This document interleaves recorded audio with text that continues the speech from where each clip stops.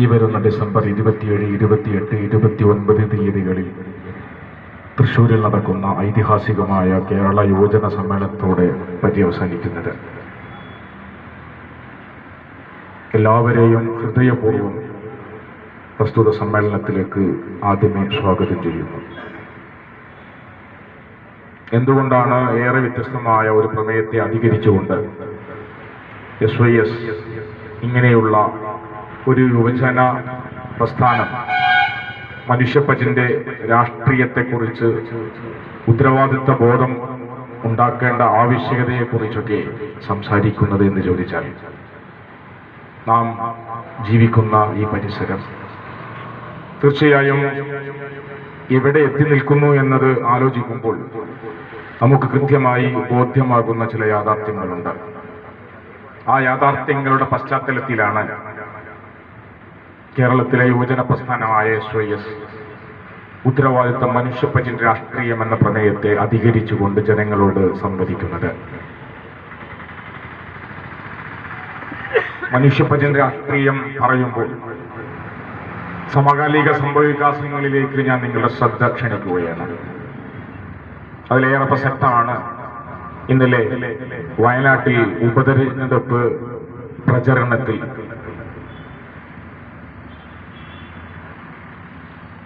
ഒരു മന്ത്രി വന്ന് ഒരു പ്രസ്താവന നടത്തിയത് നിങ്ങളൊരു പക്ഷേ സോഷ്യൽ മീഡിയയിലും വാർത്തകളിലൊക്കെ ശ്രദ്ധിച്ചു കാണും. പ്രസ്താവന ഇതാണ്: വഖഫ് നിയമം നിർബന്ധമായും ഞങ്ങളുടെ സർക്കാർ നടപ്പിലാക്കിയിരിക്കും.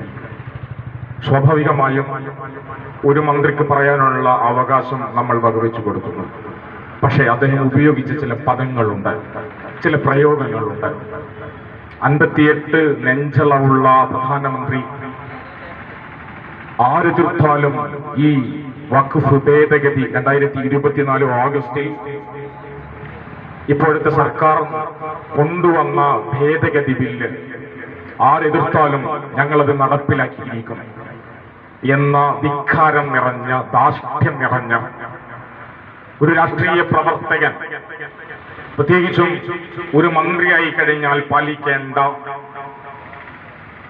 ഉത്തരവാദിത്വ ബോധമില്ലായ്മയിൽ നിന്ന് മനുഷ്യപ്പറ്റിനോടൊപ്പം ചേർന്ന് നിൽക്കേണ്ടതിന് പകരം ബോഡി ലാംഗ്വേജ് പോലും ധിക്കാര സ്വഭാവത്തിൽ പ്രയോഗവൽക്കരിച്ചത് ഇന്നലത്തെ ചാനലുകളിലും ഇന്നുമൊക്കെയായി നമ്മൾ വായിക്കുന്നുണ്ട്, കാണുന്നുണ്ട്.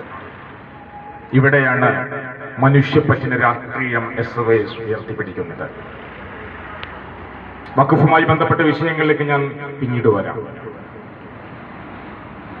ഭരണാധികാരികൾ ഏത് വിധമാണ് സമൂഹത്തിൽ ഇടപെടേണ്ടത്? ജനങ്ങൾ തിരഞ്ഞെടുക്കുന്ന ജനപ്രതിനിധികൾ ഇന്ത്യ ഫോളോ ചെയ്യുന്നത് ജനാധിപത്യമാണ്.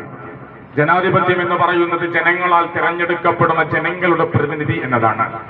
എന്ന് പറഞ്ഞാൽ എബ്രഹാം ലിങ്കൻ നിർവചിച്ചത് പ്രകാരം